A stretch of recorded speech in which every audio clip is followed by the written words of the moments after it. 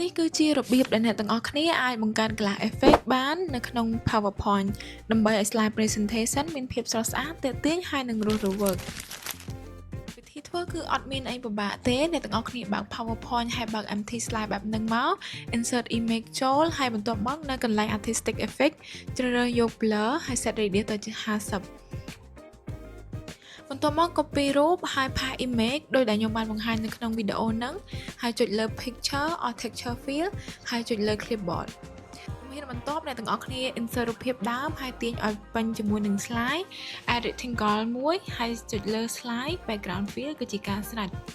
សម្រាប់ rectangle គឺវានៅមាន outline អញ្ចឹងបើសិនជាអ្នកទាំងអស់គ្នាអត់ពេញចិត្តអត់ស្រឡាញ់ទេអាចដោះវាចេញបានឬក៏អ្នកទាំងអស់គ្នាចង់ដាក់ soft edge ដូចខ្ញុំបានធ្វើអញ្ចឹងក៏បានដែរចុងក្រោយអ្នកទាំងអស់គ្នាគ្រាន់តែ time text និង icon តាមប្រធានបទ slide អ្នកទាំងអស់គ្នាគឺអូខេហើយសម្រាប់ tip PowerPoint របស់យើងហើយហ្នឹងគឺមានតែប៉ុណ្្នឹងទេបើសិនជាអ្នកទាំងអស់គ្នាចង់ដឹងអីបន្ថែមទៀតអាច comment នៅខាងក្រោមនេះបានអរគុណ